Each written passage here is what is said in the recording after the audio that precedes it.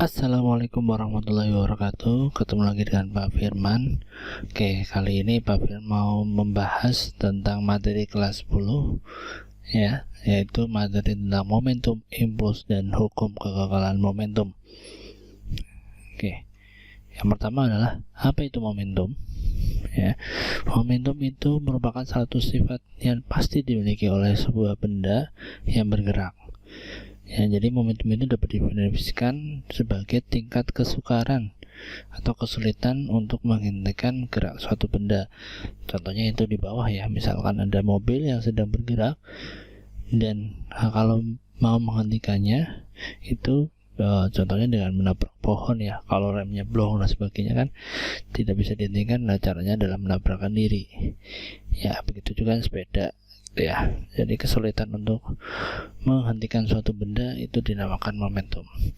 Bagaimana sih rumus momentum itu? Momentum disimbolkan huruf P kecil, yaitu P sama dengan M kali V ya. M itu massa kilogram, V kecepatan meter per sekon, dan momentum satuannya adalah kilogram meter per sekon. Oke, sekarang kita lihat contohnya. Ya, suatu benda bermassa 40 kg dan bergerak dengan kecepatan 5 meter per sekon. Tentukan momentum yang dimiliki oleh benda tersebut. Oke, diketahui dulu ya, seperti biasa ada massa 40 kg, kemudian V 5 meter per sekon. Yang ditanya berapa momentumnya? Oke, jawab. Momentum tadi bersama adalah apa? P sama dengan M kali V ya. M nya 40, V nya 5, berarti ketemunya adalah 200 kg meter per sekon ya, gitu ya, paham ya? Oke, kita lanjut. Berikutnya impuls ya. Apa itu impuls? Yaitu impuls merupakan gaya kontak rata-rata yang bekerja pada suatu benda yang terjadi dalam selang waktu yang singkat atau sangat singkat. Contohnya misalkan ini seorang pesepak bola David Beckham ya, mau menendang bola. Nah, ketika kakinya mengenai bola tersebut, maka akan terjadi impuls pada bola tersebut ya. Oke, sekarang bersamanya apa? Bersamanya impuls disimbolkan dengan huruf I. I sama dengan F kalikan delta T. F itu gaya, satunya Newton. Delta T itu adalah waktu sentuhan antara gaya dengan benda ya, sekon. Impuls satunya adalah Newton sekon. Oke, contoh soalnya. Seorang pemain sepak bola melakukan tendangan terhadap bola dengan gaya sebesar 20 Newton. Apabila waktu sentuh antara kaki dan bola adalah 0,01 sekon, tentukan besar impuls yang terjadi pada bola tersebut. Oke, diketahui ada pesepak bola menendang bola, gaya yang bekerja adalah 20 Newton. Kemudian delta T-nya salah waktunya adalah 0,01 sekon atau 1 kali 10 pangkat min 2 sekon ya. Yang ditanya adalah berapa besar impulsnya? Jawab. Bersamanya adalah I sama dengan F dikalikan delta T ya. F nya 20, delta T nya 1 kali 10 pangkat min 2. Kini coret tinggal min 1, 2 kali 1, 2, berarti nilainya adalah 0,2 Newton second gitu ya. Oke, itu tentang impuls. Berikutnya, adakah hubungan momentum dan impuls? Ada ya.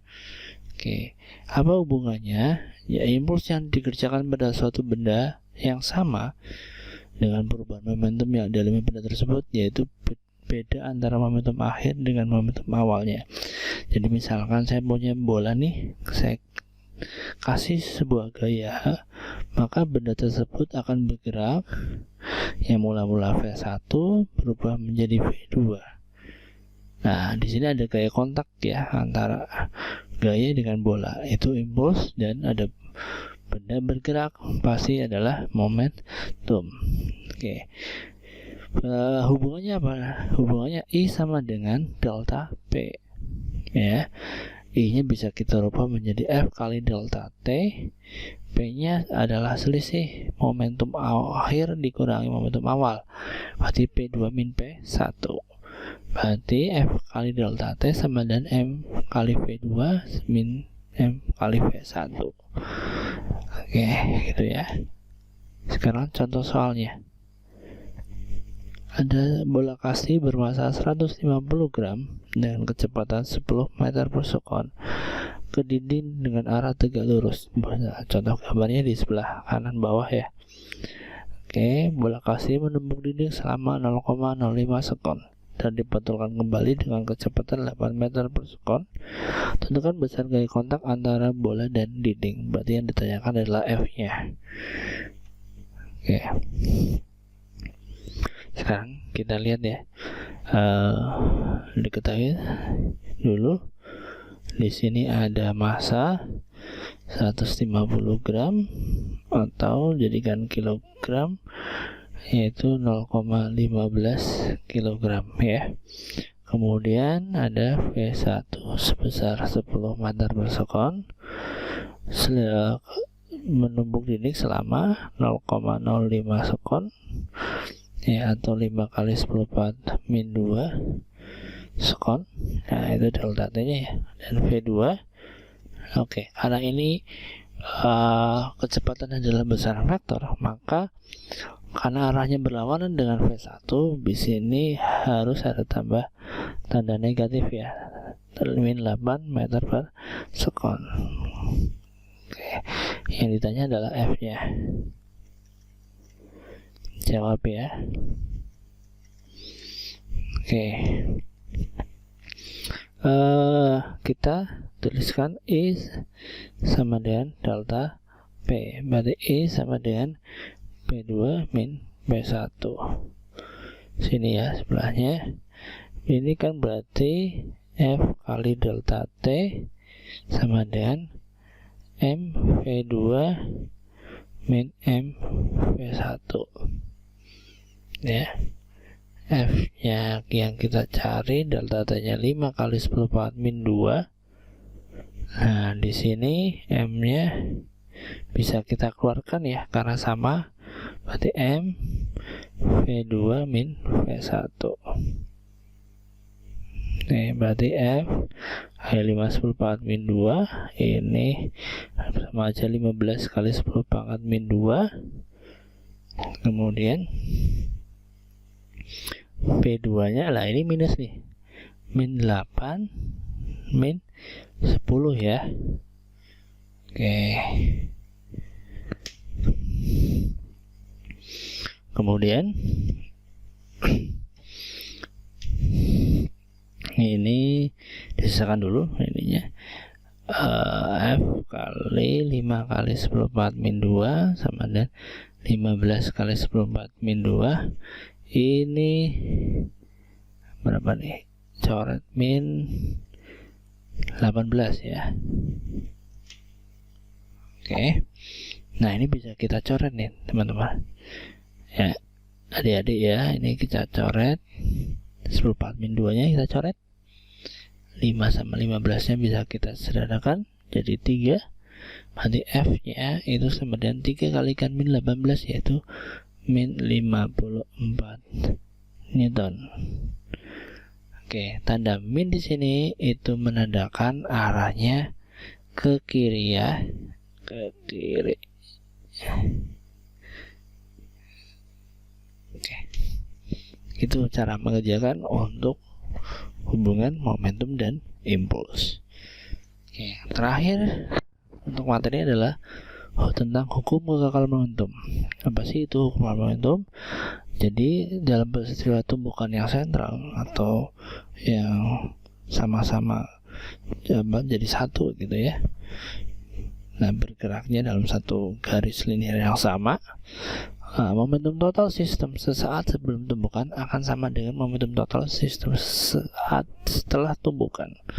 Oke, misalkan saya punya dua bola A dan bola B. Bola A bergerak ke arah kanan, bola B bergerak ke arah kiri, maka di sini akan terjadi timbul tumbukan. Ya, kemudian akan berbalik arah. Kalau ini nanti sempurna ya. Ini MV aksen dan MVB aksen. Oke, bagaimana sih rumusnya? Nah, rumus untuk hubungan momentum, karena momentum sebelum itu sama dengan momentum sesudah tumbukan. Jadi persamaannya adalah MA kali VA plus MB kali VB itu sama dengan MA kali VA aksen plus MB kali VB aksen.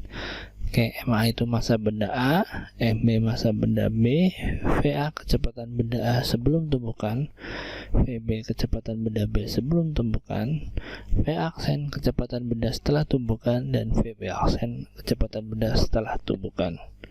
Oh, ini maaf ya, harusnya kecepatan benda B ya. Oke, kita lanjut. Nah, ini contoh soalnya. Sebuah balok kayu bermassa 3 kg yang diam di atas lantai ditembak sebutir peluru bermassa 60 gram dan kecepatan 120 meter per sekon. Jika peluru menembus balok dengan kecepatan berubah menjadi 80 meter per sekon, jadi kecepatan pelurunya berubah menjadi 80 meter per sekon, tentukan kecepatan balok tersebut setelah tumbukan. Oke, kita gambar aja ya biar gampang ya. Misalkan saya punya peluru nih, ya, bergerak dengan kecepatan V pelurunya itu 120 meter per sekon. Di sini ada massa pelurunya 60 gram. Ya, nah di sini ada balok diam, dalam keadaan diam. Nah, massa baloknya 3 kg. Nah, setelah tumbukan, ya. Jadi di sini, oke, baloknya kan masih bergerak ya, karena bukan ya pelurunya masuk sampai tembus. Nah, di sini VP aksennya berubah menjadi 80 meter per sekon. Nah, yang ditanyakan adalah di sini VB aksennya kecepatan balok setelah tumbukan. Paham ya? Oke, kita diketahui dulu. Diketahui ada massa balok itu 3 kg, kemudian massa peluru 60 gram atau menjadi 6 kali 10 pangkat min 2 kg. Ya, kemudian kecepatannya VP itu 120 meter per sekon. VP aksennya berubah menjadi 80 meter per sekon. Yang ditanyakan adalah VB aksen. Nah, catatan di sini VB awalnya itu 0 karena massa baloknya dalam keadaan diam. Ya, kita tulis ya. Persamaan hukum momentum adalah MP VP plus MB VB sama dengan MP VP aksen plus MB VB aksen, gitu ya. Nah, ini tinggal dimasukkan nilainya. MP-nya itu 6 kali 10 pangkat min 2 kali VP-nya 120 plus ini berarti 3 kalikan 0 ya. Kemudian ini tetap 6 kali 10 pangkat min 2 kalikan 80 ya, plus nah ini 3 kalikan VB aksen yang kita cari. Nah, catatan di sini ya, karena arahnya tidak ada yang berbalik atau berlawanan, semuanya masih dalam kondisi plus. Tapi kalau misalkan ada tumbukan tadi kemudian arahnya berbalik, tandanya harus berubah menjadi negatif ya.